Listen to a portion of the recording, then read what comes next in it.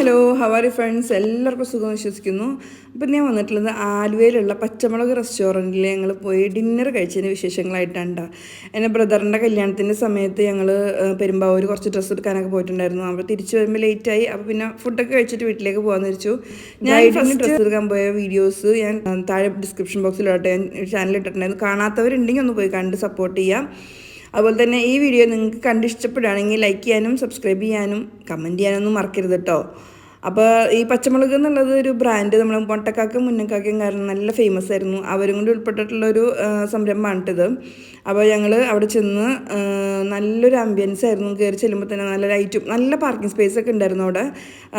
ഞങ്ങൾ പക്ഷേ ഇവിടെ പാർക്കിംഗ് ഉണ്ടായില്ലല്ലോ എന്ന് തൊട്ട് മുന്നേ തന്നെ പാർക്ക് ചെയ്തു. പക്ഷേ ഇവിടെ നല്ല പാർക്കിംഗ് സ്പേസ് ഉണ്ടായിരുന്നു. പിന്നെ ചെറിയ ചാറ്റൽ മഴയും ഇതൊക്കെ ഉണ്ടായിരുന്നതുകൊണ്ട് നല്ലൊരു വൈബ് അറ്റ്മോസ്ഫിയർ ആയിരുന്നു കേട്ടോ. അപ്പം ഞങ്ങൾ കയറി ഫസ്റ്റ് തന്നെ ഒരു ഡോമാണ് കാണുക. ഞങ്ങൾ ആ ഡോമിൽ തന്നെ ഇരുന്നു. ആ ഭാഗത്ത് വലിയ തിരക്കൊന്നും ഉണ്ടായിരുന്നില്ല. അപ്പോൾ ഞങ്ങൾ വലിയ തിരക്കൊന്നും ഇല്ലല്ലോ എന്നൊക്കെ വിചാരിച്ച് ഞങ്ങൾ അവിടെ ഇരുന്നു. കൈയൊക്കെ കഴുകി വന്നു. കൈ കഴുകുന്ന സ്ഥലമൊക്കെ അത്യാവശ്യം ക്ലീൻ ആയിരുന്നു, കുഴപ്പമൊന്നും ഉണ്ടായിരുന്നില്ല.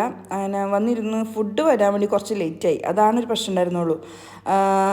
ബാക്കിൽ ഈ ഡോം ഒരു സെക്ഷനാണ്, പിന്നെ ബാക്കിൽ വേറെ 2-3 സെക്ഷൻ ഇതേപോലെ ഉണ്ട്. അകത്ത് ഇരുന്നിട്ടുള്ളത്, റൂം പോലുള്ളത്, ഫാമിലിക്ക് വേറെ, അങ്ങനെയൊക്കെ പല ടൈപ്പിലുള്ളതുണ്ട്. പക്ഷേ ഞങ്ങൾ ഫസ്റ്റ് ഇരുന്ന് അവിടെയൊക്കെ നല്ല തിരക്കുണ്ടായിരുന്നു. ഞങ്ങൾ വരുന്നതിന് മുമ്പ് തന്നെ അത്യാവശ്യം ആൾക്കാരൊക്കെ അവിടെ ഉണ്ടായിരുന്നു തോന്നുന്നുണ്ട്. അതുകൊണ്ട് നമുക്ക് ഫുഡ് വരാൻ വേണ്ടി കുറച്ച് ലേറ്റായി. നമ്മളാണെങ്കിൽ നല്ല വിശന്നിട്ടാണ് പോയിട്ടുണ്ടായിരുന്നത്. പക്ഷേ ഫുഡ് നല്ല ടേസ്റ്റ് ആയിരുന്നു കേട്ടോ. ഞങ്ങൾ ഒരു എന്താ പറയുക അൽഫാം പ്ലേറ്റർ എന്ന് പറഞ്ഞിട്ടുള്ള സംഭവമാണ് ഓർഡർ ചെയ്തിട്ടുണ്ടായിരുന്നത്. പല 6 ടൈപ്പ് എന്തോ അൽഫാമായിരുന്നു ഉണ്ടായിരുന്നത്. അപ്പോൾ അതൊക്കെ നല്ല ടേസ്റ്റ് ഉണ്ടായിരുന്നു. ഞങ്ങൾ ഫുഡൊക്കെ കഴിച്ചു.